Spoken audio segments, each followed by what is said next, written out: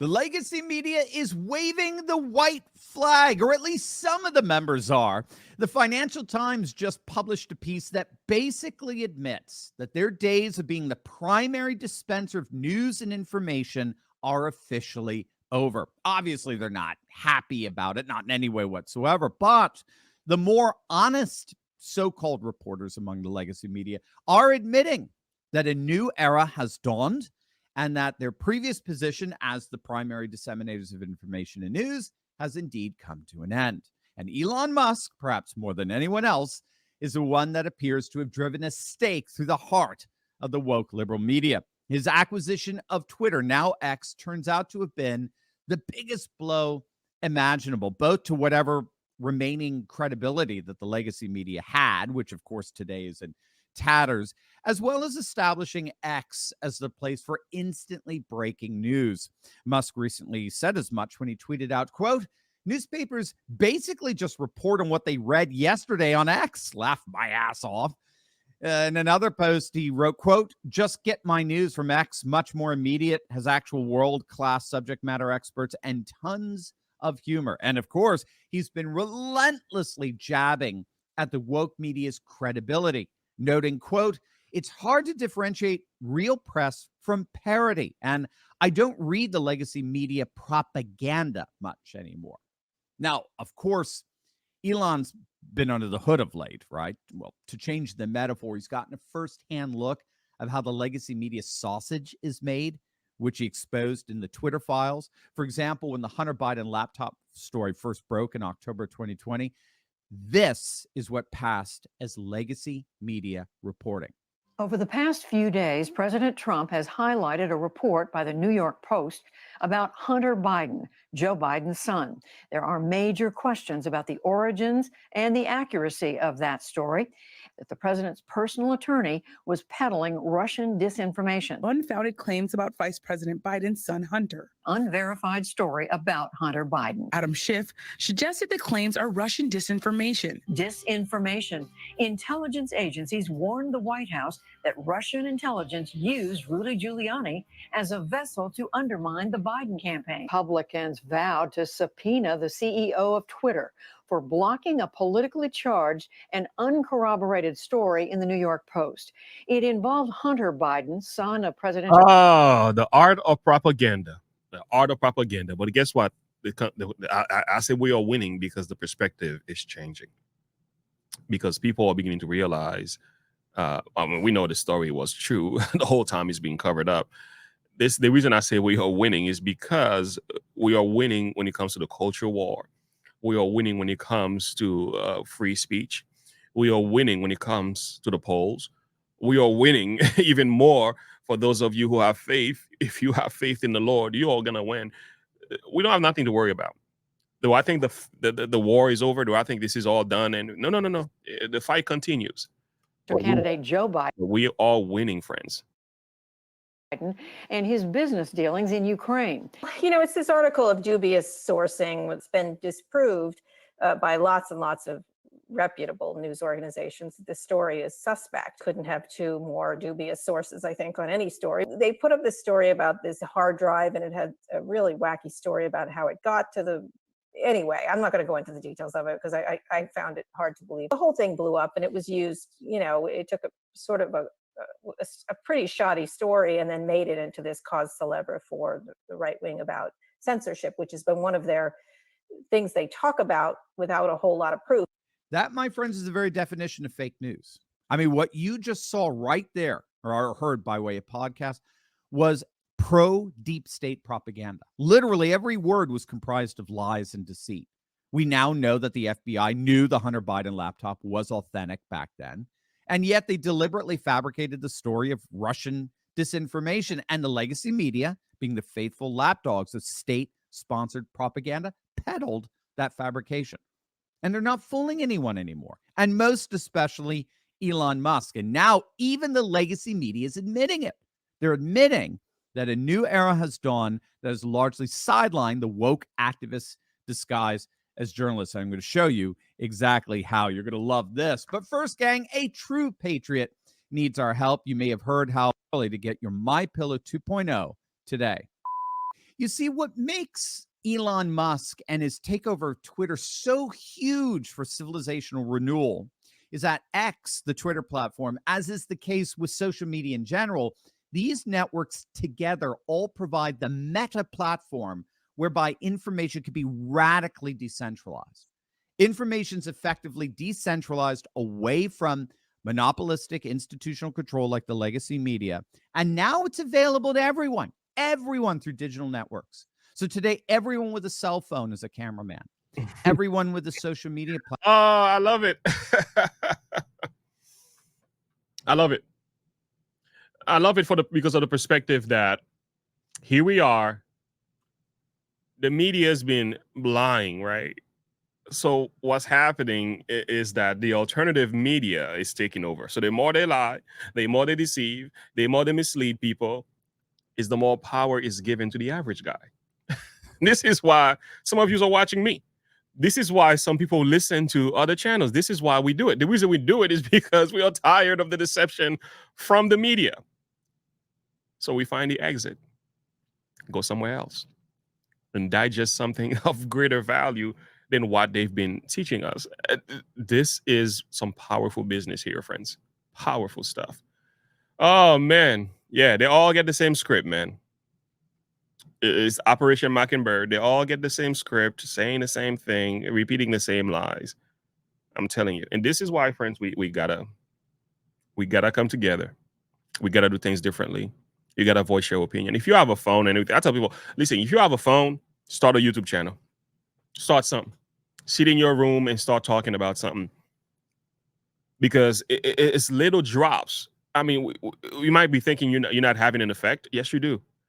Small groups of people are listening to you, and they're coming to their conclusion and making it, things are going to change, and they're going to make different decisions as a result of the information given out. There's a fight over words going on here. There's a fight over truth going on here.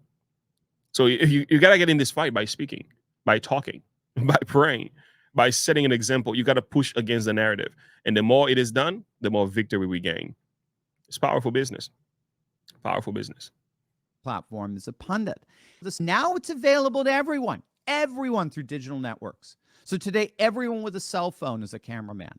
Everyone with a social media platform is a pundit. And so what this means for the integrity of the legacy media is that we, the people in an information age, we now have the power to fact check the legacy media. We're now armed with the information needed to. Oh, this is great. So, Gengerella is your name. I am a 68-year-old Palestinian.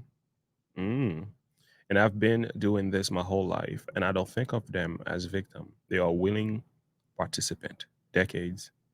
They made that choice. I didn't make it. Wow. That's huge. That's a huge statement here. Fact check the self-anointed fact checkers. And so this loops around. The more we're armed with more information via the network society, the more we can fact check the fact checkers. And the more we find out how much they're lying to us, how much they push narrative rather than news, the more our trust in the legacy media erodes. And so it's a self-enforcing loop. And that's why the legacy media is going the way of the Jurassic Age. And it's inevitable.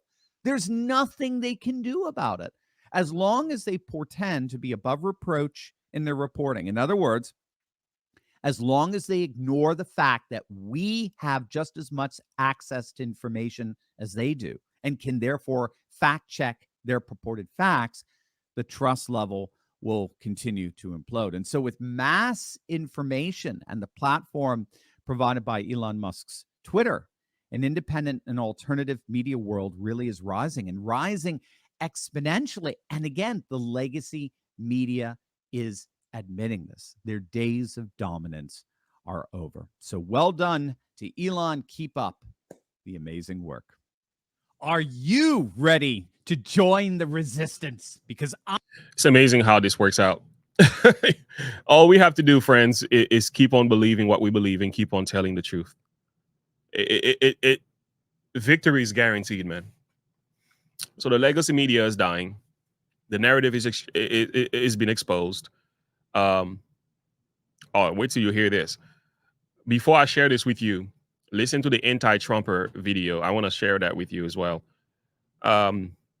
Guys, we do have a few things to get through. We surely do. So Trump has this video out. I did put it on my channel, so I'm going to play it before end. But I want to ask you this question. Do you agree with Late Jones on this one? Late Joanne Rivers. The late Joanne Rivers. Learn to appreciate her now that she's gone.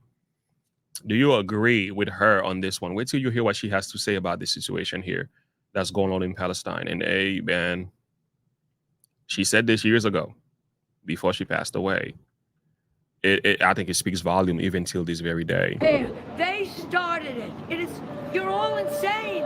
They started it. To Gaza, do you know anything about that? What can you report at this stage?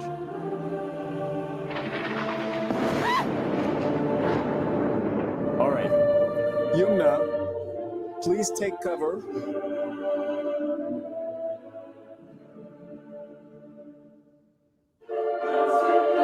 This is the moment when the attack by Hamas began on Israel. Wave after wave of Hamas rockets pierced through the Israeli skies and wreaked havoc in different parts of Israel. Soon, chilling images of the Hamas fighters breaching through an Israeli military camp and capturing it started to do the rounds. We announced the start of Al-Aqsa Flood Operation. We also announced with the help and strength of God that the first strike of Al-Aqsa Flood Operation has targeted sites of the enemy, its airports and military fortifications during the first 20 minutes, with more than 5,000 rockets and missiles launched. Soon the Israeli Prime Minister Benjamin Netanyahu put out a statement saying that Israel is at war with Hamas. Citizens of Israel, we are at war. So I'm trying to get celebrity reactions to what's going on with the Palestinians and Israelis right now. Let me just tell you, if New Jersey were firing rockets into New York, we would wipe them out. I am so bored. We heard they were digging tunnels from New Jersey to New York. We would get rid of Jersey. So I don't want to hear anymore. Oh, we'll do a partial truce. The Palestinians, you cannot throw rockets and expect people not to defend themselves. What about the civilian casualty rate? Civilian, then don't put your goddamn things in private homes. I'm sorry. Don't you dare put weapon stashes in private homes, and then we say get out. Of course, we're going to do it. The response normally is where are the civilians supposed to go? I don't care. They started it. You're all insane. They started it. What are you all saying? They started it. The Israelis did not throw Now, one of the crucial... For months this has been going on. How do you resolve What are you supposed to do? How do you resolve How do I know? Because I have been over there. That's how I know. And I wish the world would know. And BBC should be ashamed of themselves. And CNN should be ashamed of themselves. And everybody, stop it already. You know, like Dwight Howard tweeted, Free Palestine, take it back. Selena Gomez tweeted a pro-Gaza. Oh, Selena Yeah, Gomez. Oh, yeah, that college grad. All right, John, thank you. John, thank you so much. Well, if Selena said that. Yeah. Did Rihanna have to take it back? Tell her, let's see if she can spell Palestinian. I'll ask her right now. We love you. Thanks, John. Have a great day. Israel is at war. We didn't want this war. It was forced upon us in the most brutal and savage way. But though Israel didn't start this war, Israel will finish it.